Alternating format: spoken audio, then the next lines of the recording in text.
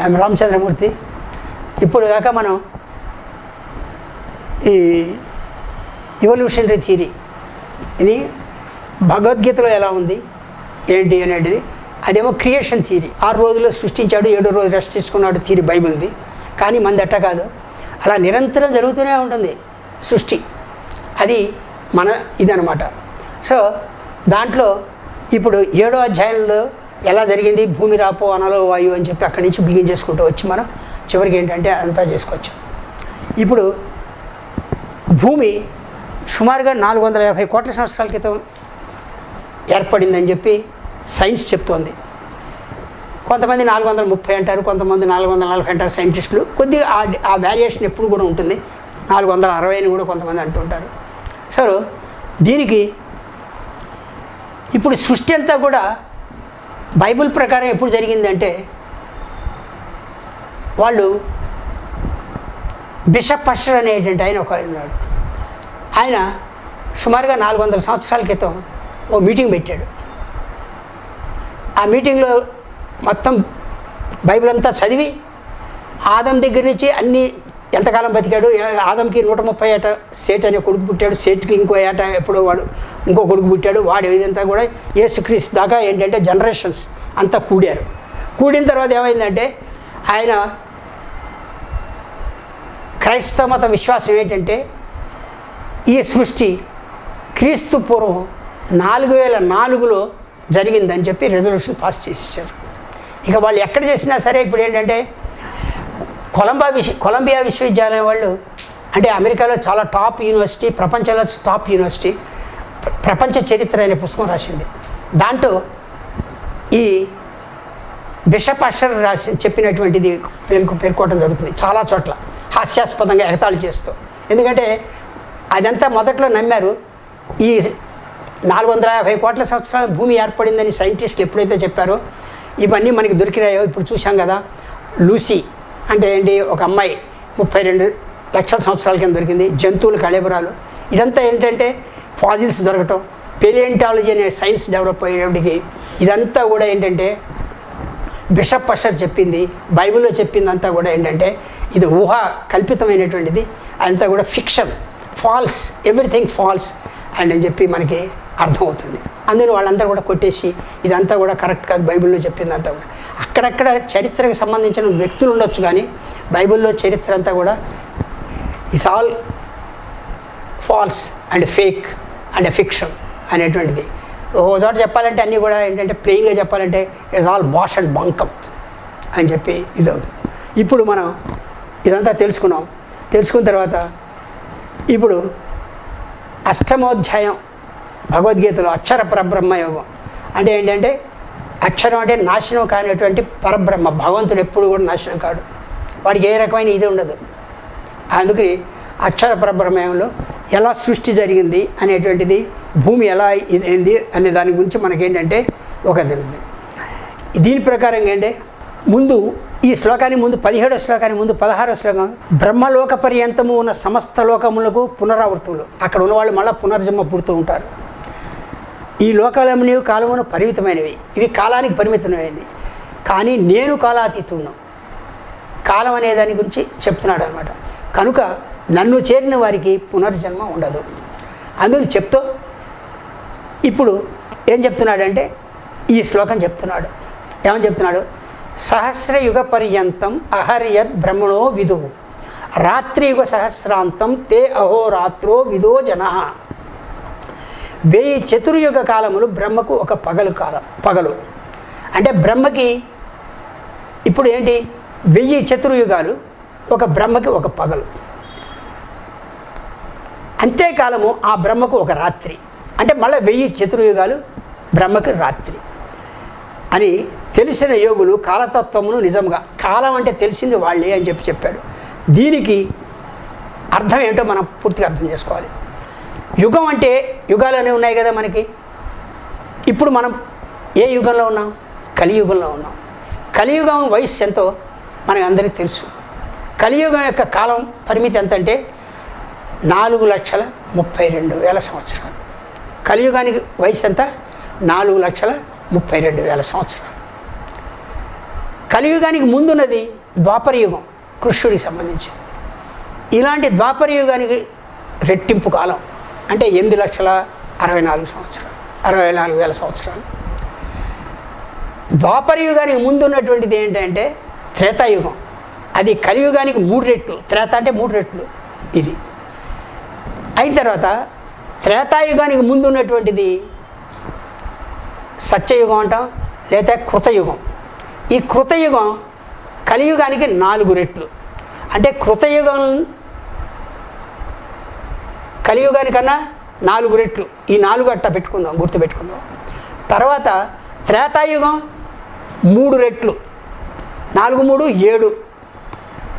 త్రేతాయుగం కన్నా తర్వాత వచ్చినటువంటి ద్వాపర యుగం 2, 7 2 9. కలియుగం 1. ఎన్ని? మొత్తం 4 యుగాలు కలిస్తే ఎంత అయింది? ఇప్పుడు 10 అయింది. కలియుగం టైం ఎంతో చెప్పుకున్నాం, 4,32,000. 4,32,000కి 10 పెట్టి హెచ్చవేస్తే ఒక మహాయుగం అవుతుంది. ఈ 4 యుగాలు కలిస్తే ఒక మహాయుగం అవుతుంది. అంటే 43,20,000 సంవత్సరాలు ఒక మహాయుగం. ఇలాంటి 1000 మహాయుగాలు కలిస్తే బ్రహ్మకి ఒక పగలు, సృష్టికర్తకి. అంటే 4,32,000 ఇంటూ 1000 చేస్తే ఏమొస్తుంది? 432 కోట్లు వస్తుంది. ఇప్పుడు ఇది చివరి దశలో ఉన్నాం. అంతకుముందు సృష్టి జరిగిన దాని నుంచి ఈ 4 ఇది అయిపోయిన తర్వాత కలియుగంలో, చివరి కలియుగంలో ఉన్నాం అన్నమాట. అంటే ఇప్పుడు ఇంకా కలియుగంలో సుమారుగా ఎంత ఇది అయిపోయింది కాలం? మనం ఇది చెప్పుకునే సంధ్యావందనం చెప్పుకునేటప్పుడు 5,000 సంవత్సరాలు చివరి గడిచిపోయింది. ఇంకా 4,32,000లో 5,000 సంవత్సరాలు గడిచిపోతే ఇంకా చాలా బోళ్ళంత ఉంది ఈ కలియుగం అవ్వటానికి. 4,25,000 సంవత్సరాల దాకా ఉంది. సో అయితే ఇప్పుడు భూమి ఏర్పడి 432 కోట్ల సంవత్సరాలు ఏర్పడిందని మనకు క్లియర్గా అర్థమవుతుంది ఈ శ్లోకం వల్ల. అంతే కదా? దానివల్ల ఏమవుతుందంటే ఈ 1000 యుగాలు కదా. ఇప్పుడు రాత్రి కూడా బ్రహ్మకి ఏంటంటే 1000. ఇంకా పగల కాలంలోనే ఉన్నాం మనం. ఇది అయిపోవాలి, రిమైనింగ్ పార్ట్ అయిపోయిన తర్వాత రాత్రికి వెళ్తాం. రాత్రికి వెళ్తే అంత టైం అయిపోయిన తర్వాత రాత్రికి అప్పుడు ఏమవుతుందంటే ఏం చెప్పాడంటే అవ్యక్తాద్వైక్తయ సర్వ ప్రభవంత్యాహరాగమే రాత్రాగమే ప్రలీయంతే తత్రైవాక్త సంగకే. చరాచర ప్రాణులన్నీ బ్రహ్మ యొక్క పగటి కాలమున ప్రారంభమవుతాయి. ఇప్పుడు ప్రగటి కాలంలో ఉన్నాం మనం, చివరి దశలో. ఆ కాలం కాగానే అవ్యక్తం నుండి అనగా బ్రహ్మ యొక్క సూక్ష్మ శరీరం నుండి ఉత్పన్నమగును. మరల బ్రహ్మ యొక్క రాత్రి కాలమున ప్రారంభంగానే అవి అవ్యక్తమగును. అంటే బ్రహ్మలో కలిసిపోతాయి, అంటే భగవంతులు కలిసిపోతాయి. ఇది సృష్టి రహస్యం. అంటే ఏంటి? పగలు కాలం ఇవల్యూషనరీ సూక్ష్మ శరీరం నుంచి నెమ్మదిగా బయటకు వస్తాయి. అంటే ఏంటి? ఇవల్యూషనరీ అన్నమాట. తర్వాత రాత్రికాలం ఏమీ లేకుండా పోయి అంతా కూడా కంప్లీట్ ఇదైపోతాయి, చచ్చిపోతాయి, ఏమి ఉండదన్నమాట. ఈ విధంగా అది ఒక పగలు ఒక రాత్రి. బ్రహ్మకి పగలు రాత్రి అయిపోతే వాడికి ఇలాంటివి 365 రోజులు కదా, 365 రోజులు ప్లస్ 100 సంవత్సరాలు బతుకుతాడు కదా. ఇవన్నీ చేస్తే కొన్ని కోట్ల సంవత్సరాలు పడుతుందన్నమాట బ్రహ్మ యొక్క ఆయుష్. సో ఈ విధంగా భూతక్రామ ఏవయం భూత్వా ప్రలీయతే రాత్రాగమే వశ పార్థ ప్రభవత్యాహరాగమే. పార్థ, ఈ భూత సముదాయము ప్రకృతి వశమున మాటికి ఉత్పన్నమవుచుండును. రాత్రి ప్రారంభ కాలం లీనమవుచుండును, పగటి ప్రారంభ కాలము ఉత్పన్నమవుచుండును. ఇది రాత్రేమో లీనమైపోతుంది ప్రకృతిలో, పగలు మళ్ళీ ఏం చేస్తుందంటే ఉత్పన్నం అవుతూ ఉంటుంది ప్రకృతి నుంచి. ఈ విధంగా మనకి ఏంటంటే ఈ 8వ అధ్యాయంలో మనకి వెరీ క్లియర్గా ఇచ్చాడు. తర్వాత మనం 9వ అధ్యాయంలోకి వెళ్దాం. 9వ అధ్యాయంలోకి వస్తే ఏంటంటే ఈ ప్రాణులన్నీ నాలో స్థిరంగా ఉండవు. ఈ ఈశ్వరీయమైన నా శక్తిని చూడుము. ఈ భూతములన్నింటినీ సృష్టించున్నది పోషించున్నది నేనే అయినను యథార్థముగా నా ఆత్మ వాటి అంత స్థిరమై ఉండదు. ఆకాశం నుండి ఉత్పన్నమై సర్వత్రా సంచరించుతున్న విస్తృతమైన వాయు సర్వదా ఆకాశంలో స్థితమై ఉండును. అట్లే నా సంకల్పం ద్వారా ఉత్పన్నమైన భూతములు అన్నీను నాయందే స్థిరమై ఉండును. ఇప్పుడు ఇక్కడ మంచి ఎలాబరేషన్గా చాలా ఎలాబరేట్ చేస్తూ చాలా ఎక్స్ప్లెనేషన్ ఇచ్చాడు 9వ అధ్యాయంలో. సర్వభూతాని కౌంతేయ ప్రకృతిం యాంతి మామికం కల్పక్షయే పునఃస్థాని కల్పాదౌ విసృజామ్యహం. కౌంతాయ, కల్పాంతమునందు భూతములన్నీ నా ప్రకృతిని చేరును, నా దగ్గర చేరతాయి భూతాలన్నీ కూడా, అనగా ప్రకృతిలో లీనమగును. ప్రకృతి, ఇక్కడ ప్రకృతి అనేది విషయాన్ని గుర్తుపెట్టుకోవాలి. ప్రకృతే సృష్టిస్తుంది, ప్రకృతే ఇదవుతుంది. నేనంటే ప్రకృతి అనమాట, అక్కడ అర్థం చేసుకోవాల్సిందే. కల్పాంది యందు నేను మరల వాటిని ఇచ్చేస్తాడు. కానీ బైబిల్లో మాత్రం తను ఎప్పుడో 6 రోజుల క్రితం సృష్టించేశాడు, ఇంక అయిపోయింది, ఇంకా సృష్టి సంగతి లేదు, ఇక దానంతరం అదే కొట్టుకుంటూ వెళ్తుంది అని చెప్తాడు. ఇక అర్థం లేనటువంటిది ఇది. అట్టా కాదు, ప్రకృతి సృష్టిస్తుంది. ఇక దాన్ని ఎలాబరేట్ చెప్తాడు. ప్రకృతిం స్వామ వష్టభ్య విసృజామి పునః భూత గ్రామమేమం కృష్ణం అవశ్యం ప్రకృతేర్ విషాత్. తమ స్వభావవశమున, అంటే సత్వ రజస్తమ గుణాలు ఉన్నాయని కూడా ఇవి సృష్టికి కారణం అని చెప్పుకున్నాం కదా, ఇవల్యూషన్కి కారణం అని చెప్పుకున్నాం కదా. తమ స్వభావవశమున పరతంత్రమై ఉన్న భూత సముదాయమును నా ప్రకృతిని ఆశ్రయించి మాటికి వాటి కర్మానుసారము సృజించుతున్నాను. ఆయన సృష్టిస్తున్నాడు, కానీ ప్రకృతి, అక్కడ ప్రకృతి అనేది ఒకటి ఉంది, దాంట్లోంచి జరుగుతుంది. ప్రకృతి పురుషుడు తర్వాత ఇంట్రడ్యూస్ చేస్తాడు. ఇది ఎంత సైంటిఫిక్గా ఉంటుందో మనకు అర్థమవుతుంది అనమాట. ఎంత చాలా నిజంగా ఎలా చెప్పాడు, సైన్స్కి కూడా ఈ విషయాలన్నీ తెలియవు. నచమాంతాని కర్మాణి నిబద్ధంతి ధనంజయ ఉదాసీనం ఆసక్తం తేషు కర్మసు. ఓ అర్జున, ఈ సృష్ట్యాది కర్మలందు ఆసక్తి రహితున్నాయి, ఉదాసీను వలె నన్ను ఆ కర్మలు బంధించు. ఇక్కడ మరి చాలా క్లియర్గా స్పష్టంగా చెప్తాడు ఎట్లా సృష్టి జరుగుతుంది అనేది. మయధ్యక్షేణ ప్రకృతి సూయతే సచరాచరం హేతునానేవ కౌంతేయ జగద్విపరివర్తతే. ఓ అర్జున, నా అధ్యక్షతన ప్రకృతి, ఎవరి అధ్యక్షతన? భగవంతుడి యొక్క అధ్యక్షతన. ప్రకృతి భగవంతుడు వేరా కాదు, అక్కడ తీసుకుంటాడనమాట. ప్రకృతి నా అధ్యక్షత, ప్రకృతి ఈ చరాచర జగత్తును, చరాచర జగత్తు అంటే ఏంటి? చెట్లు కదలవు, నడవలేవు, అంటే ఇక్కడ అవి కూడా సృష్టింపడ్డాయి, కానీ మనకి చెట్టు కూడా వచ్చినాయని చెప్పి ఉంది కదా ఎవల్యూషన్లో, అలా జంతువులు వచ్చినాయి. ఈ చరాచర జగత్తును సృష్టించుతున్నాను. ఈ కారణం వలన సంసార చక్రం ప్రభవించుతున్నది.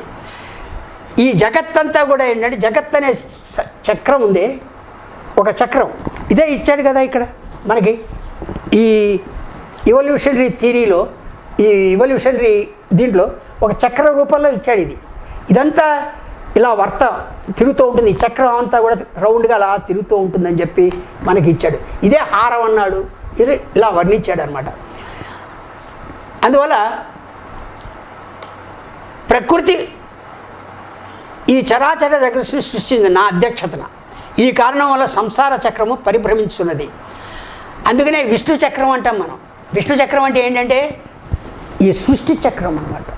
ఈ విధంగా మనం గుర్తుపెట్టుకోవాలి. అవజానంతి మా మూఢ మానుషీం మనుతామనుషితం పరంభావమజానంతో మమ భూత మహేశ్వరం. ఈ పరమభావమును ఎరిగిన మూఢులు సర్వప్రాణులకును మహేశ్వరును అయిన నేను లోక కళ్యాణమునకై అవతారములు ఎత్తిన కారణమున సామాన్యమానుగా భావిస్తుంటారు. తర్వాత శ్లోకంలో, ఒక శ్లోకంలో 18వ శ్లోకంలో గతిర్భర్త ప్రభు సాక్షి నివాస శరణ సుహృత ప్రభవ ప్రళయస్థానం విధానం బీజమవ్యయం. పరమగతి అయిన పరమధామమునకు జగత్తును భరించి పోషించేవాడిని నేనే, భరించి పోషించేవాడిని నేనే.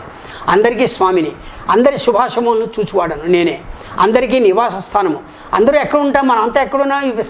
ఈ చరాచర జీవులన్నీ ఎక్కడున్నాయి? మనం అంతా కూడా భగవంతుడు లోపల ఉన్నాం, భగవంతుడి కుర్చీలో ఉన్నాం. మనం భగవంతుడు లోపల ఉన్నాం. అది మనకు తెలియదు అనమాట. ఈ లోకాలన్నీ కూడా ఎక్కడున్నాయి? భగవంతుడు లోపల ఉన్నాయి. అందరికీ నివాస్తాను, శరణ పొందిన కలిగిన వాడను నేను, ప్రత్యుపకారం ఆశింపగా హితము చేస్తాను. నాకు అయ్యేది కూడా సెల్ఫిష్నెస్ లేదు, ఏ ఉపకారం నాకు ఎవరు నేను పొందను. అందరి ఉత్పత్తి ప్రళయములకు హేతువును, వారి స్థితికి ఆధారము, నిధానము, శాశ్వతము కారణము నేనే. ఇది ఇంకా చాలా క్లియర్గా ఇచ్చాడు. తసామ్యహమహం వర్షం నిగృహాన్ని ముత్సజామి చ అమృతం చైవ మృతశ్చ సదశ్చార్జున. ఓ అర్జున, సూర్య రూపమున నేను తప్పించున్నాను, సముద్రము నుండి నీటి గ్రహించి వర్ష రూపమున మరల వదిలిదను, అమృతమును మృత్యువును కూడా నేనే, సత్తును అసత్తును, సత్తం అంటే సత్తు అంటే సత్యమైంది నిత్యమైనది, అసత్తు అంటే పోయేది చెడిపోయేది, సమస్త వస్తుజాలమును కూడా నేనే, ఈ విధంగా చేస్తానని చెప్పాడు. చేసిన తర్వాత ఇప్పుడు ఈ 9వ అధ్యాయంలో, ఇప్పుడు మనం 7వ అధ్యాయంలో 8వ అధ్యాయంలో సృష్టి ఎలా జరుగుతుంది ఎట్లా ఉంటుంది అని చాలా పద్ధతి ప్రకారంగా చెప్పాడు. ఇప్పుడు 10వ అధ్యాయం ఏమిటంటే విభూతి యోగం అంటాం దీన్ని. ఈ 10వ అధ్యాయంలో ఇది చాలా గొప్ప అధ్యాయం. ఇప్పుడు మనం ఈ చార్ట్లో ఈ బొమ్మలో మనం చూసాం ఎలా సృష్టి ఎట్లా ప్రారంభమైంది, అనేక జంతువుల యొక్క అవశేషాలు దొరికినాయి, వాటన్నిటిని గురించి చెప్పాడు. అన్నీ చెప్పలేం, ఎందుకంటే కారణం ఏంటంటే కుదరదు, కొన్ని కోట్లు దొరికినాయి కాబట్టి. అదే విషయం భగవంతుడు కూడా చెప్తాడు, అర్జునుడు అవుతాడు, నీ విభూతిని గురించి నీ సృష్టి గురించి నాకు ఎక్స్ప్లెయిన్ చేయమని. కానీ అన్నీ చెప్పటానికి కుదరదు, కొన్ని మాత్రం ఇంపార్టెంట్ చెప్తానన్నాడు. ఇప్పుడు ఎక్కడ ఈ చార్ట్లో అయితే కొన్ని ఇంపార్టెంట్ చెప్పాడు, అంతకన్నా ఎక్కువ ఇంపార్టెంట్వి కొన్ని చెప్పాడు ఆయన. అవి ఈ చార్ట్ని దాన్ని కంపేర్ చేసుకుందాం మనం. ఎందుకనంటే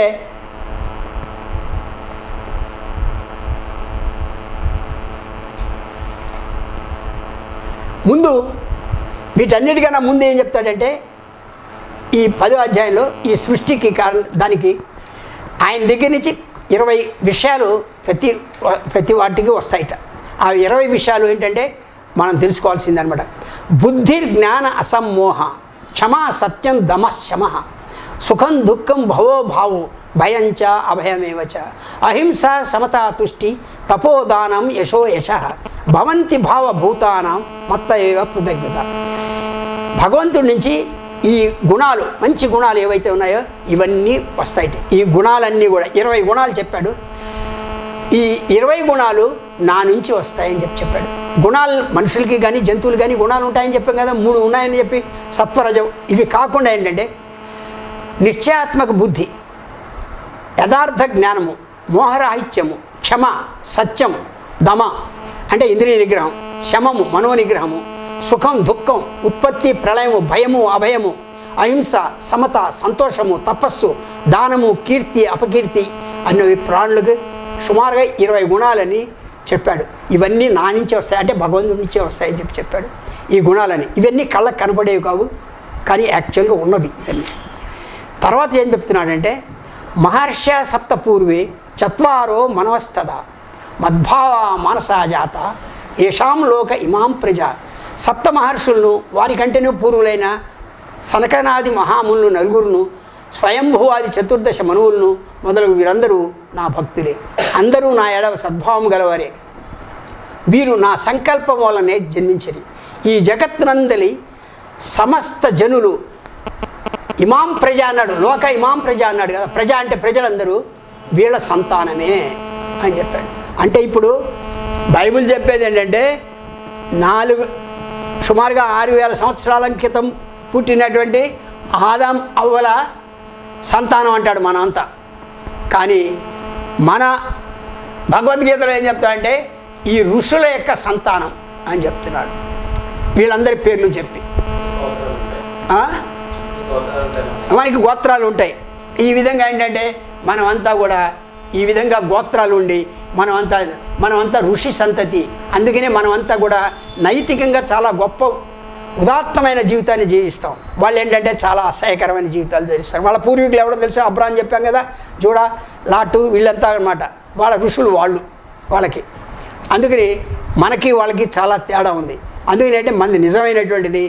ఆ విధంగా ఏంటంటే ఇప్పుడు నీ యోగ శక్తిని గురించి, నీ విభూతి వైభవం గురించి నిస్తృతంగా ఇంకా నువ్వు తెలుపు. ఏలనగా నీ అమృతమయ వాచనము నువ్వు ఎంతగా విన్నావో తీరుతున్నది.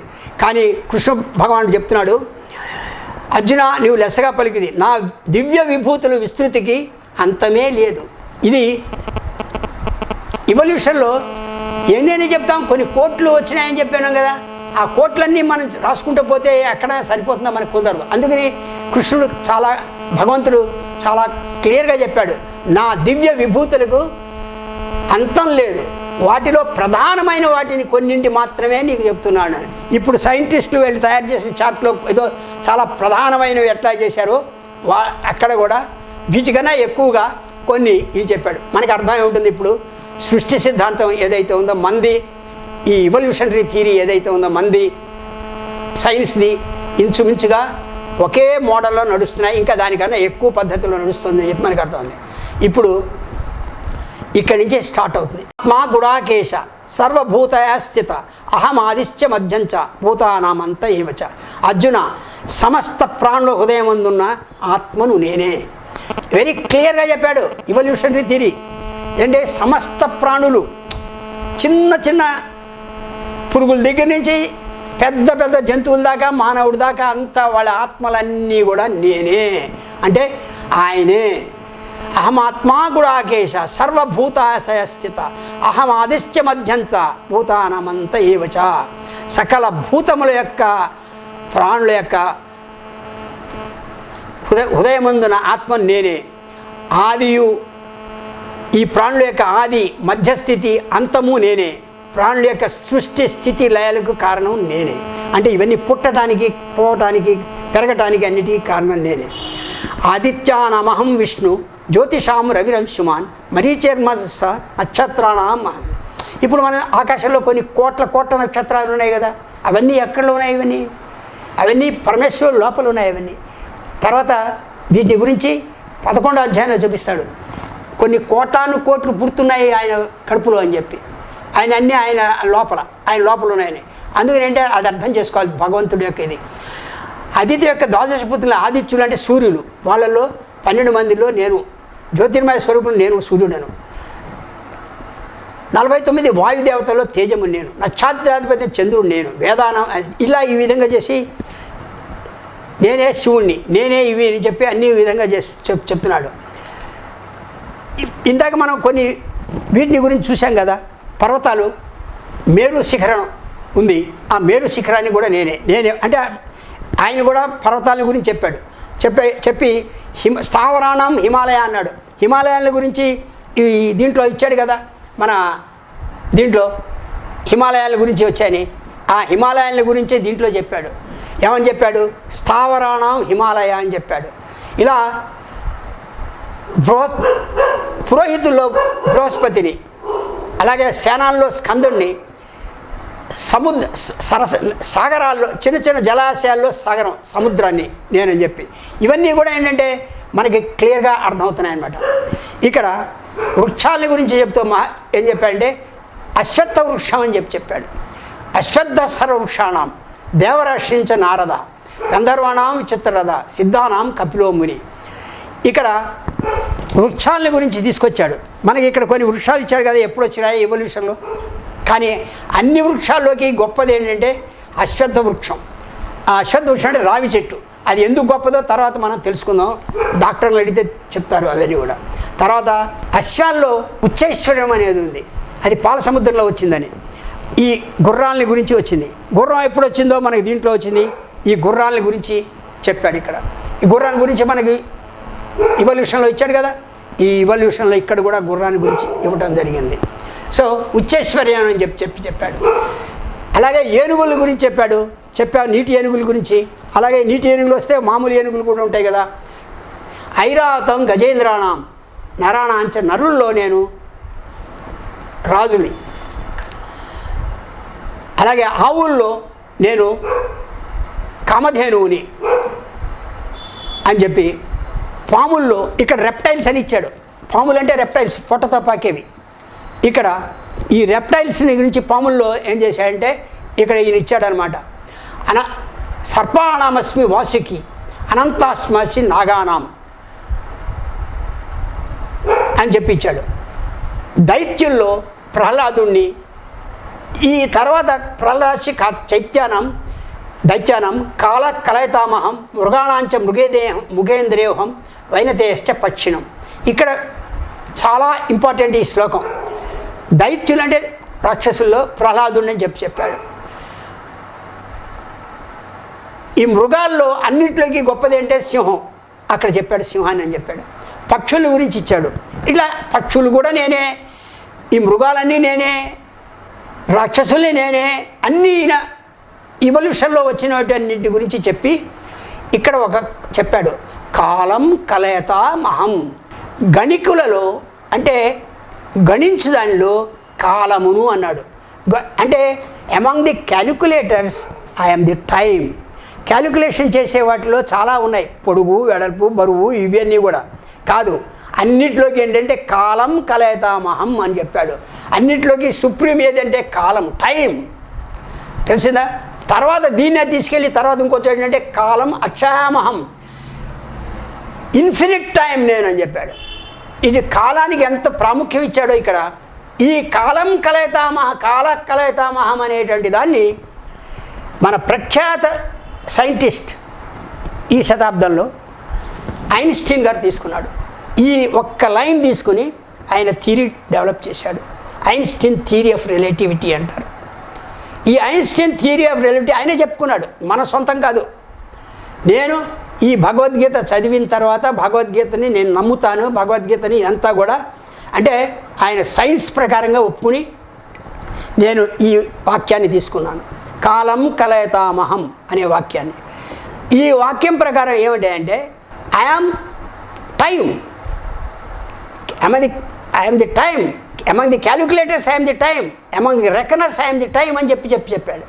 దాన్ని తీసుకుని ఐన్స్టీన్ ఏం చెప్పాడంటే ఈ ఫోర్త్ దీని గురించి ఈ కాలం అనేది వేరే కొత్తగా ఏర్పాటు చేసి ఇంట్రొడ్యూస్ చేసి దాని మీద థియరీ తీసుకొచ్చాడు. దీనికి ఒక ఈక్వేషన్ తయారు చేశాడు చాలా కష్టపడి. దీన్ని E=mc² అని ఒక ఈక్వేషన్ పెట్టాడు, ఇచ్చాడు చివరికి. ఈ అంటే ఎనర్జీ, M అంటే మాస్, C² అంటే వెలాసిటీ యొక్క వెలాసిటీ ఆఫ్ లైట్. వెలాసిటీ అంటే ఎలా పరిగెత్తుంది, లైట్ వేగం, కాంతి వేగం. ఈ విధంగా ఇప్పుడు మనం ఈ అంటే ఎనర్జీ అని చెప్పుకున్నాం కదా, M అంటే మాస్ అనే చెప్పుకున్నాం కదా. E ఈజ్ వేరియబుల్, మారుతుంది ఎనర్జీ. M అంటే మళ్ళీ మాస్ కూడా మారుతుంది.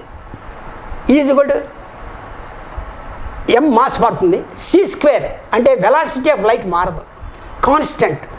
అది సెకండ్కి 1,86,000 కిలోమీటర్ స్పీడ్లో వెళ్తూ ఉంటుంది. ఇది కాన్స్టెంట్ అనమాట, కాంతి వేగం అనేటువంటిది. అప్పుడు కాలం కలయతామహం అన్నాడే, అదే అనమాట ఇక్కడ మనం అర్థం చేసుకోవాల్సింది. E=mc² అనేది దీన్ని బట్టి ఆయన బాగా పరిశోధన చేసి తీసుకుని డెవలప్ చేసినట్టుది. అందుకని ఆయన భగవద్గీతని ఎప్పుడు పొగుడతాడు. ఎక్కడ ఎవరితో భగవద్గీత చదివామని అడుగుతాడు సైంటిస్టులు. సో అందుకని ఇది భగవద్గీత అనేది చాలా గొప్ప గ్రంథం, సైన్స్కి అనుగుణంగా ఉంటుంది. అందుకనే మన వాళ్ళంతా కూడా ఏంటంటే చాలా చాలా సైన్స్లో బోల్డ్ విషయాలు మన వాళ్ళు అంతా, సూర్యుడికి భూమికి ఎంత దూరం ఉంది, చంద్రుడికి భూమికి ఎంత దూరం ఉంది ఎప్పుడో క్యాలిక్యులేట్ చేసేట్టు పెట్టారు. అవన్నీ మన గ్రంథాల్లో ఉన్నాయి. ఇవన్నీ ఏంటంటే మన గ్రంథాలు కనుక చూస్తే మనకి ఆర్యభట్ట లేకపోతే వీళ్ళు వాళ్ళు ఉన్నారు కదా, అవన్నీ చూస్తే మనకి అర్థమవుతాయి అన్నమాట. సో బ్రూనో అనే అతను ఉన్నాడు, అతని ఫోటో మీకు చూపిస్తాను. అతను 1600 ఫిబ్రవరి నెలలో అతను ఏం చేశారంటే, అంతకుముందు అతను ఏం చేశాడంటే ఇన్ఫినిట్ యూనివర్స్ అనేటువంటి పుస్తకం రాశాడు. ఇన్ఫినిట్ యూనివర్స్ అంటే విశ్వం అనంతము అనేటువంటిది. టైం అనంతంగా అని చెప్పి మనకు చెప్పాడు కదా భగవద్గీతలో, అక్షయ కాల అని చెప్పి. అలాగే టైం ఎట్లా అయితే అక్షయమో యూనివర్స్ కూడా అంతే. వాళ్ళ బైబిల్లో ఏం చేశాడంటే భగవంతుడు ప్రపంచాన్ని కదలకుండా బిగించేశాడు, భూమిని బిగించేశాడు, ప్రపంచాన్ని బిగించేశాట. అది ఆ ఇన్ఫినిట్ కాదు కదా. అందుకని వాడు ఏం చేశాడంటే ఇన్ఫినిట్ యూనివర్స్ అని పుస్తకం రాశాడు. అతను ఈ రోమన్ దేశానికి సంబంధించినటువంటి ఈ సైంటిస్ట్ బ్రూనో అనేటువంటి వాడు ఆయన రాస్తే, ఆ బ్రూనోని పోపు వాళ్ళంతా కూడా, అప్పుడు పోపుల చేతిలో అధికారం ఉండేది కదా, వాళ్ళు ఏం చేశారంటే తీసుకుని విచారణ చేసి 7 సంవత్సరాలు విచారణ చేశారు. విచారణ చేసి నువ్వు చేసింది తప్పు అని ఒప్పుకోమన్నారు. ఒప్పుకొని అన్నాడు. అప్పుడు ఏం చేశారంటే మిలాన్ అనేటువంటి ప్రదేశంలో సెంట్రల్ ఏరియాలో, సెంటర్ రోడ్లు 4 రోడ్లు కలిసే పెద్ద సెంటర్లో ఆయన్ని ఒక చితి పేర్చి స్టేక్ అంటారు దాన్ని, స్టేక్ కట్టేసి దుంగ కట్టేసి మళ్ళీ అడిగారు, నువ్వు చేసింది తప్పు, బైబిల్ దేవద్రోహం చేశాను అని చెప్పు. కాదు, విశ్వం అనంతం కాదు, దేవుడు దాన్ని కంట్రోల్ చేశాడు, దేవుడు కంట్రోల్లో ఉంటుంది అని చెప్పు అని అన్నారు. బైబిల్లో ఉంటుంది అది, దేవుడు కంట్రోల్లో కంప్లీట్గా ఉంటుంది అది అని చెప్పి, అనంతం కాదు అని. అందుకని లేదు, అనంతం అది చాలా అది అని చెప్పాడు. ఒప్పుకోకపోతే అతను ఏం చేశారంటే చెప్పారు, వినకపోతే అతను నాలిక కోసేశారు, బయటికి లాగి కోసేసి ఆ నాలిక నోట్లో కుక్కారు. కుక్కి చెప్పారు ఇప్పటికైనా సరే అని. కాదు అన్నాడు. అనేటప్పటికీ అప్పుడు నిప్పంటించారు బతికుండంగా. అతను అలా బతికి సజీవంగా దానం చేయబడ్డాడు ప్రజల సమక్షంలో. బైబిల్ని కాదన్న వాళ్ళ గతి అది. అలా అనేక వందల మంది సైంటిస్టుని చంపారు. అందుకని సైంటిస్టులు వాళ్ళు ఎట్ అవుతారు? సైన్స్కి బైబిల్కి పడదు. ఉత్తర ధ్రువం, దక్షిణ ధ్రువం. అందువల్ల గలీలియో అనే సైంటిస్ట్ నాడు భూమి గుండ్రంగా ఉంటుందని చెప్పాడు. వాళ్ళకి భూమి గుండ్రంగా ఉండదు, భూమి బలపరుపుగా ఉంటుంది. గుండ్రంగా ఉన్నప్పటికి కూడా ఒక టేబుల్ లాగా ఉంటుంది. మంది గుండ్రంగా గోళాకారంలో ఉంటుంది. అందుకనంటే యేసుక్రీస్తు జీవితంలో కూడా మనకు కనపడుతుంది. సాతాను ఆయన పట్టుకుని ఏం చేశాడంటే హయ్యెస్ట్ మౌంటైన్ దిగి తీసుకెళ్ళాడట. ఈ బైబిల్ మొదట రాసినటువంటి వాడు మోజెస్ దాంట్లో కూడా మనకు కనపడుతుంది. ఏమనంటే పిస్గా అనేటువంటి శిఖరం మీదకి, కొండ శిఖరం మీదకి మోజెస్ని తీసుకెళ్ళాట దేవుడు యెహోవా. వెళ్ళి చూపించి ఇదిగో ఇదంతా నీకు రాజ్యం అని కనపడ్డాడు చెప్తాడు. కొండ మించి చూస్తే ఒక 200 కిలోమీటర్ల రాజ్యం కనపడుతుందండి. ఆ కింద ఉన్న 2-3 గ్రామాలు కనపడతాయి మహా చూస్తే, ఎంత ఎత్తైన శిఖరం ఇది. ఇప్పుడు అది అబద్ధానికి రాయటానికి అలాగే ఉంటుంది వాళ్ళు రాసేది. ఇప్పుడు యేసుక్రీస్తు దాంట్లో ఇంకా పెద్ద అబద్ధం రాశారు. ఎట్లా అంటే యేసుక్రీస్తుని సాతాను ఎత్తుపోయి పరీక్షలు పెట్టాడు. ఒక పరీక్ష, చివరి పరీక్ష ఏంటంటే ఈ పరీక్ష ఏంటంటే ప్రపంచంలో అత్యంత ఎత్తైనటువంటి శిఖరం మీదకి తీసుకెళ్ళిపోయాట. కొండ మీదకి తీసుకెళ్ళి ఆ కొండ మీద శిఖరం నుంచి కిందకు చూపించాట.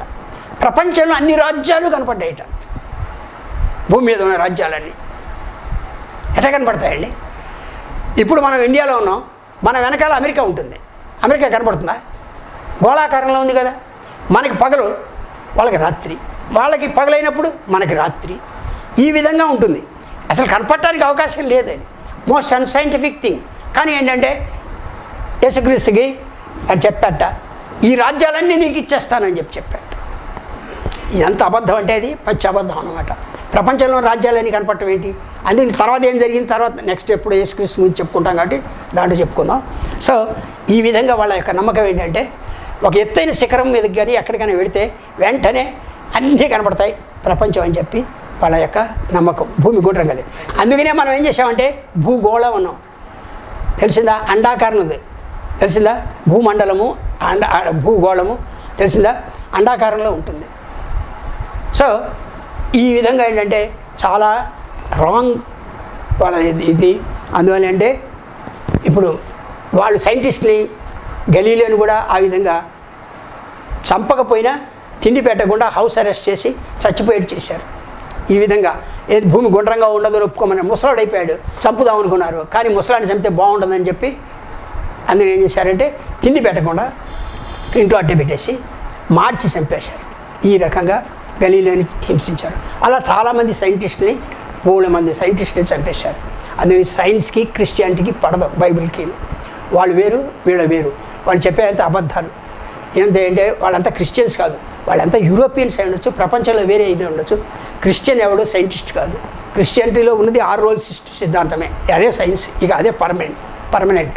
ఇక అంతకన్నా ఇంకేం లేదు. అది శుద్ధ తప్పు అయినటువంటిది. 6 రోజులు సృష్టి జరగలేదు. సో ఇది మనకైంది. ఇప్పుడు 10వ అధ్యాయంలో మనం ఏం చేస్తున్నామంటే విభూతి యోగాన్ని గురించి చెప్పుకున్నాం కదా. దాంట్లో ఏంటంటే ఐన్స్టీన్ యొక్క కలయితామహం అని చెప్పుకున్నాం కదా, దీని గురించి చెప్పుకున్నాం. అలాగే పవతామస్మి రామశత్రాభృతం, మనుషుల్లో రాముడిని, శస్త్రధారుల్లో రాముడిని అన్నాడు.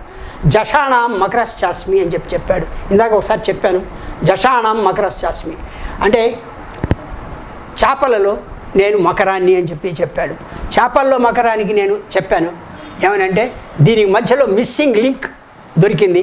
అది ఇంకో ఫోటోలో చూపిస్తాను. దాని ఇది ఏంటి, చేపకి ఈ క్రొకడైల్కి మధ్య ఒక మిస్సింగ్ లింక్ దొరికింది. రెండింటిని పోలిన ఒక ఒక ఇది ఉంది, అది దానికి దొరికింది. దాన్ని బట్టి ఏంటంటే భగవద్గీతలో చెప్పింది కరెక్ట్ అని చెప్పి మనకి అర్థమవుతుంది. సో స్రోతసామస్మి జాహ్నవి, నదుల్లో అన్నింటిలోకి కూడా గంగా నదిని అని చెప్పి ఇచ్చేశాడు. అహమే అక్షయోకాలో దాతాత విశ్వతోముఖ.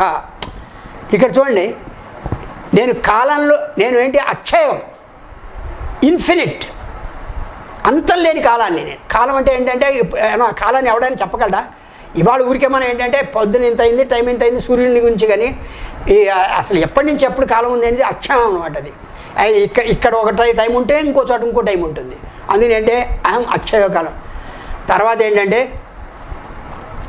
అట్లే విశ్వతోముఖుడైన విరాట్ పురుషుడు నేను, అంటే విశ్వేశ్వరుడు అన్నాం కదా మనం, విరాట్ పురుషుడు నేను అని చెప్పి.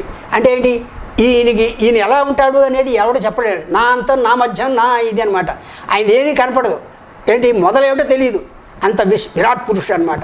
ఈ విరాట్ పురుషుడు నేను, అందరినీ ధరించి పోషించేవాడు నేను అని చెప్పాడు. ఇలాగే ఇంకో విచిత్రమైనది చెప్పాడు, మృత్యు సర్వహరశ్చాం, మృత్యుని కూడా నేనే. తప్పేం లేదు, నిజం, అది కరెక్ట్. సృష్టి అయితే చేశాడు ఆయన, మృత్యుని కూడా నేనే.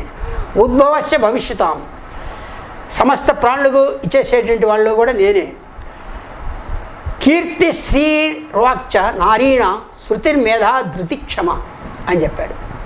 ఇది చాలా ఎక్సలెంట్ అయినటువంటిది.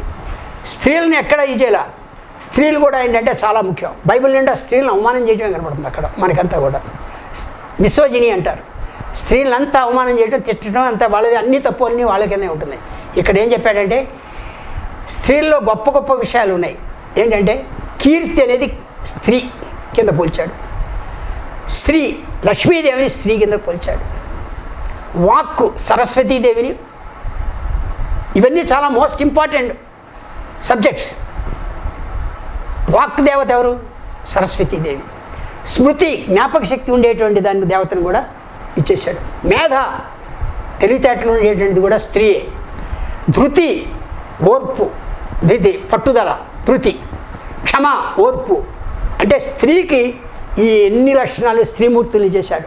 వీటినే మన దాంట్లో ఏం చేస్తారంటే శాస్త్రాలు ఏమని చెప్పారంటే సప్త మాతృకలు అంటారు. 7 తల్లులు మనకి వీళ్ళు, సప్త మాతృకులు. ఎవరెవరు? కీర్తి, లక్ష్మి, వాక్కు అంటే సరస్వతి, స్మృతి, మేధ, ధృతి, క్షమ. ఇవన్నీ 7 తల్లులు.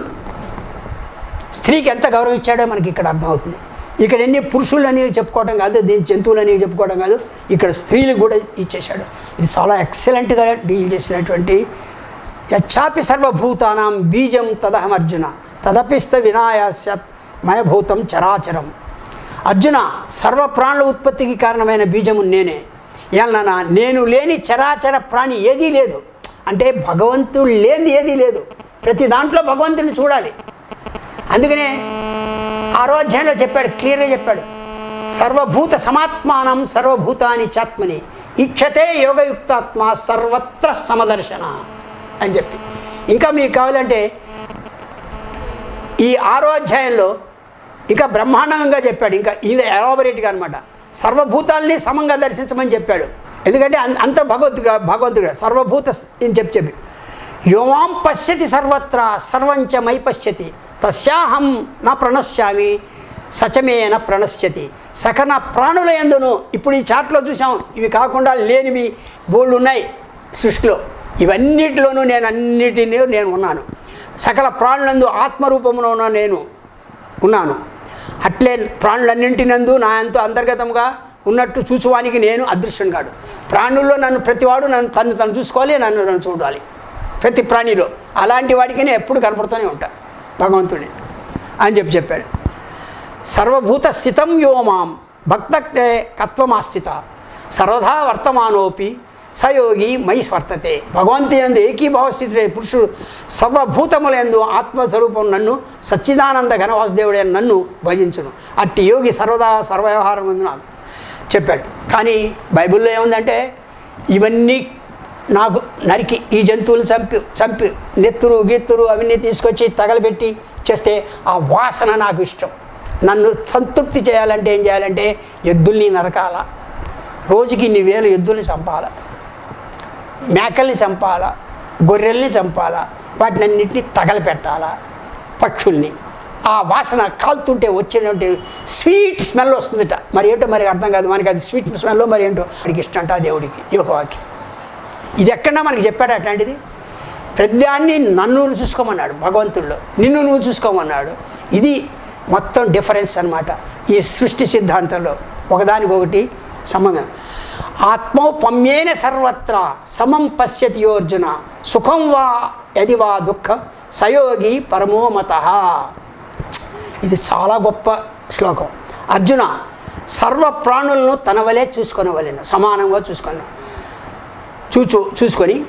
సుఖము కానీ దుఃఖము కానీ, ప్రాణుల యొక్క సుఖం కానీ దుఃఖం కానీ సమముగా తనవిగా భావించాలి.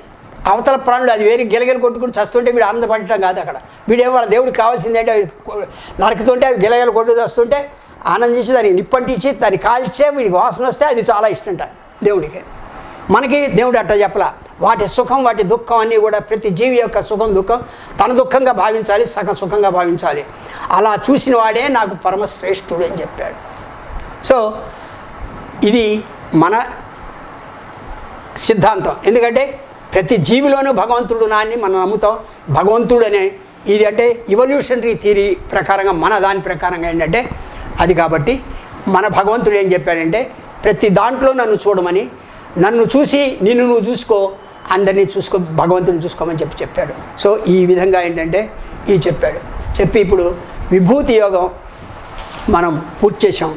విభూతి యోగం పూర్తి చేసిన తర్వాత ఇక నెక్స్ట్ ఏంటంటే విశ్వరూప దర్శనం చాలా ముఖ్యమైనటువంటిది. అది నెక్స్ట్ ఎపిసోడ్లో చూసుకుందాం మనం. సో సెలవు.